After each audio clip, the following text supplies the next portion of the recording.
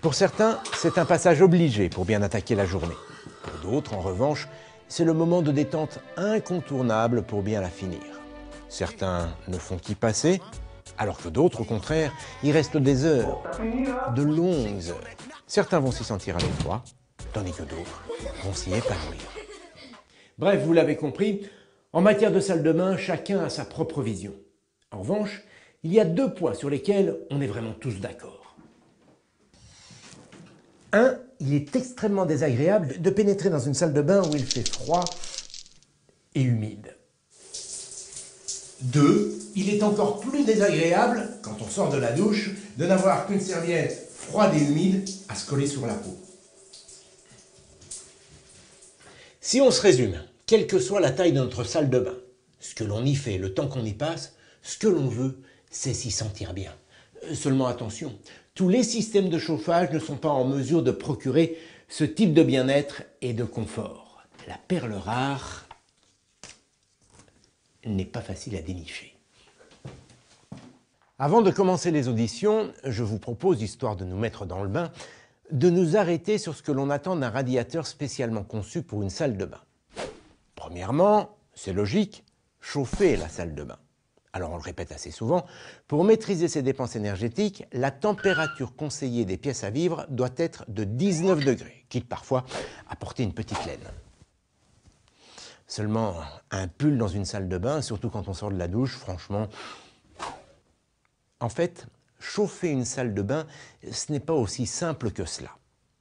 D'abord, parce qu'on ne l'occupe pas en permanence. Selon l'INSEE, en moyenne, 1 heure par jour et par personne répartie le matin pour des usages plutôt courts, mais aussi en fin de journée pour des usages un peu plus longs, comme le bain des enfants par exemple. Ensuite, on l'a vu, les usages que l'on en fait sont très différents d'une personne à l'autre. Résultat, le système de chauffage doit permettre d'adapter la température à toutes ces situations. Quand la salle de bain est inoccupée, un mode éco à 17-18 degrés suffit amplement pour préserver la pièce d'un excès d'humidité. Pour se brosser les dents, se laver les mains, se maquiller, se raser, 20-21 degrés, c'est parfait. Seulement, quand on sort de la douche ou du bain, eh bien, il est plus confortable de grimper à 22 degrés, voire un peu plus. Bref, les attentes dans la salle de bain n'étant pas les mêmes que dans les autres pièces, il faut un radiateur réactif, capable d'adapter rapidement la température et de la maintenir le temps nécessaire. La deuxième chose que l'on demande aujourd'hui à un radiateur de salle de bain, c'est de chauffer les serviettes. Quitte à chauffer la pièce, il doit bien pouvoir fournir ce service supplémentaire. C'est quand même plus agréable d'avoir une serviette chaude quand on sort de la douche, surtout en hiver et en mi-saison. Et puisqu'il peut chauffer la serviette, eh bien il doit aussi pouvoir la sécher. Ça permet de réduire l'humidité, donc les odeurs. Après, si le radiateur est pratique et a un look sympa, on ne dit pas non. Vous le voyez, on en demande beaucoup à un radiateur de salle de bain, rien d'étonnant donc à ce que l'on ait mis un peu de temps pour trouver la perle rare. Il faut dire qu'on partait de loin. Dans les années 70, jusqu'au début des années 80, les salles de bain étaient le plus souvent chauffées par des convecteurs ou des réglettes murales infrarouges. Il n'était pas rare non plus d'y trouver un soufflant d'appoint pour gagner rapidement quelques degrés. Bref, vous le voyez, beaucoup d'équipements, mais qui malheureusement ne répondaient pas à une demande essentielle que l'on fait à un chauffage de salle de bain, sécher les serviettes. Impossible en effet de déposer une serviette au-dessus, une question de sécurité. C'était donc la belle époque des porte-serviettes et des serviettes froides et humides. En fait, il faut attendre les années 80 pour voir apparaître les premiers radiateurs sèche-serviettes. Alors bien sûr, aujourd'hui, ça ne surprend plus personne, mais à l'époque, avouons-le, quelle idée ingénieuse. Entre nous, vous ne trouvez pas qu'il est un peu trop juste pour le rôle? Moi, je trouve qu'il n'a pas encore la carrure. En fait, il lui manque un petit quelque chose, vous allez voir. On l'a vu, l'un des principaux critères de sélection, c'est la capacité à faire grimper la température rapidement pour que la pièce soit chaude au moment où on l'utilise. Pas avant, pas après, au moment par exemple où on prend sa douche. Pour atteindre cet objectif, les radiateurs sèche-serviettes ne se présentent plus seuls. Ils sont désormais assistés par une soufflerie à air chaud. Une soufflerie qui permet d'apporter le coup de pouce nécessaire. Grâce à cette innovation, le radiateur sèche-serviette s'est rapidement imposé dans les années 2000 et depuis, son succès ne démord pas, toutes les salles de bain en veulent un. Hé, j'en veux un, j'en veux un. Moi aussi, j'en veux un. Ah, il est trop beau. Tout doux, on se calme, car malgré cette soufflerie, tout n'était pas résolu. Vous allez comprendre. Rien ne vous dérange? Allons, regardez bien.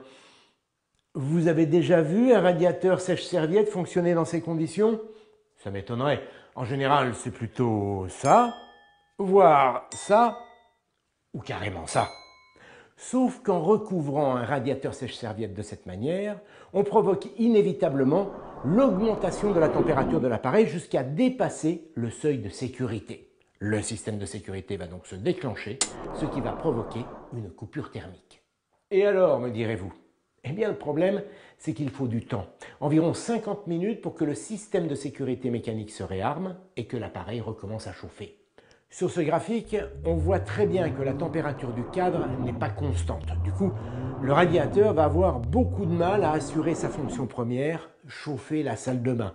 Dans de telles conditions, il lui est quasiment impossible de chauffer et de maintenir la salle de bain à plus de 22 degrés.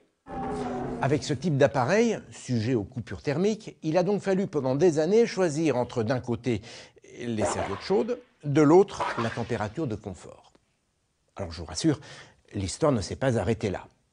Les ingénieurs ont trouvé la solution, ils ont réussi à concilier d'un côté la sécurité de l'appareil et de l'autre ses conditions de fonctionnement si atypiques, où l'appareil est recouvert en quasi-permanence. Pour cela, ils ont couplé au système de sécurité mécanique un coupe-circuit électronique. Grâce à ce coupe-circuit électronique, le radiateur pilote et maintient la température en dessous du seuil de sécurité. De cette manière, la température du cadre, vous le voyez, ne chute pas brutalement, elle reste constante, ce qui permet de maintenir dans la salle de bain la température de confort que l'on souhaite. En fait, grâce à cette dernière innovation, le radiateur peut remplir simultanément 3 fonctions. 1. Chauffer les serviettes qui vont pouvoir atteindre 50 degrés, ceci étant la température de référence pour sentir que la serviette est chaude. 2.